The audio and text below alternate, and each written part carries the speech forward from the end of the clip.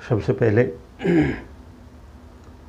सभी संतों, महंतों, साधु, ऋषि महात्माओं को मेरी तरफ से शत शत नमन है। आदरपूर्वक सह प्रेम सभी को आनंद प्रणाम। दोस्तों, आज आपसे कुछ बातें शेयर करने जा रहा हूँ। ऋषि महात्माओं ने, संतों ने, संत समाज ने इस शरीर को कुछ हिस्सों में बांटा है, जिसको नाम दिया गया है अंड, पिंड, ब्रह्मांड और शतखंड। इसके ऊपर कुछ बातें आपसे शेयर करने जा रहा हूँ। इसके अलग अलग 2-3 तरीके से इसको समझाया गया है ऋषि महात्माओं के द्वारा, संतों के द्वारा,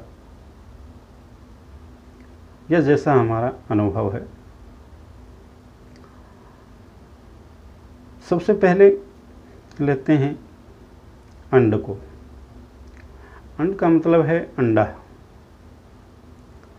जब इस शरीर की रचना होती है, जब पांचों तत्व एकत्रित होते हैं, तो सबसे पहले एक अंडे का रूप धारण करते हैं, जिसको ऋषि महात्माओं, संतों के द्वारा कहा गया अंड। दूसरा नाम दिया गया है पिंड का। जैसे जैसे समय बढ़ता है, जो अंडा है वो पिंड का रूप धारण कर लेता है, यानी एक स्थूल शरीर का रूप धारण कर लेता है। उसको पिंड का नाम दिया गया है। तीसरा है ब्रह्मांड। जब जीव जो है वो माता के गर्भ से बाहर आता है, इस सृष्टि के ऊपर आता है, तो ये इसका तीसरा रूप है ब्रह्मांड। इस सृष्टि को ब्रह्मांड का नाम दिया गया है। और चौथा जो है वो है शतखंड। शतखंड का जो नाम दिया गया है कि ऋषि महात्माओं ने, संतों ने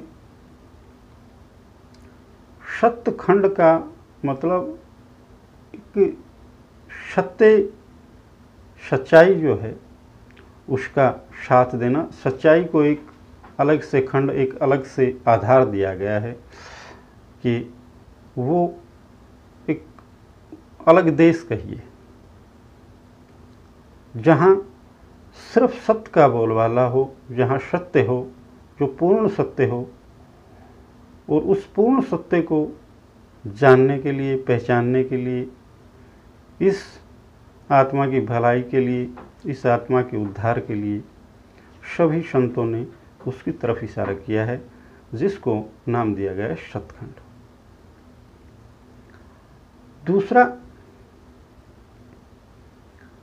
अगर दूसरी साइड से हम इसको लेके चलें, तो सबसे पहले उसी प्रकार से हम लेते हैं अंड को। अंड भाग जो है, अंड का मतलब है, अध्यात्म दृष्टि से इसको देखा जाए, जो मनुष्य शरीर का नीचे का हिस्सा है, बंधेज से नीचे का जो हिस्सा है, संतों ने इसकी तरफ इशारा किया है कि जिस व्यक्ति की, जिस जीव की वृत्ति, जिस जीव के भाव यहाँ टिके हुए हैं, इसको अंड का रूप दिया गया है। इससे अगला आता है पिंड। पिंड के अंदर बंधेज और गर्दन से नीचे का जो हिस्सा है, इसको पिंड में लिया गया है। इसका मतलब अध्यात्म की दृष्टि से एक ही होता है कि जो व्यक्ति सिर्फ अपने तक सीमित होता है, अपने ही दुख और सुख की सोचता है, अपने ही स्वार्थ और निस्वार्थ की सोचता है, वो पिंड का रूप उसको दिया गया है। यहाँ तक जिसकी वर्ती टिकी है उसको अध्यात्म दृष्टि से मानते हैं कि ये पिंड में है। उसके बाद आता है ब्रह्मांड। मस्तिष्क का जो हिस्सा है, यानी माथे का जो हिस्सा है, इसको ऋषि महात्माओं ने, साधु संतों ने ब्रह्मांड का रूप दिया है। जिसकी वर्ती, जिसकी स्थिति यहाँ पे टिकती है उसको ब्रह्म ज्ञानी कहिए, शास्त्रों का ज्ञाता कहिए, यानी ये इस हिस्से को ब्रह्मांड का रूप दिया है। इससे ऊपर का जो हिस्सा है उसको शतखंड का रूप दिया है। साधु संतों ने, ऋषि महात्माओं ने, सभी ने, जो भी इस सृष्टि के ऊपर हुए, उन्होंने सभी ने इशारा एक ही तरफ किया है और वो है शतखंड, यानी सच्चाई का स्थान, जहाँ सिर्फ और सिर्फ जो परम सत्य है, परमात्मा स्वरूप है, परमात्मा है, परम तत्व है, उसकी तरफ इशारा दिया है। उसको एक अलग भाग में रखा है और उसको शतखंड का रूप नाम दिया गया है। अब इसके बारे में शतखंड की तरफ जब इशारा देते हैं तो इसके साथ साथ में बातें तो बहुत हैं। अब इसको कैसे पहचाना जाए, इसको कैसे देखा जाए, इस शतखंड की तरफ या इस जगह पे कैसे जाया जाए, ये बातें तो सद्गुरु जो है वही बताएगा, वही रास्ता आपको देगा और उस रास्ते पे चल के जीव उस सतखंड का सफ़र तय करेगा और उस सफ़र को तय करके उस आत्मा का परमात्मा से मिलन होगा और आत्मा का निपटारा हो जाएगा। इसी के साथ आज का ये वीडियो यही समाप्त करता हूँ। आप सभी को जय जवान जय किसान यूट्यूब चैनल की तरफ से प्यार भरा नमस्कार।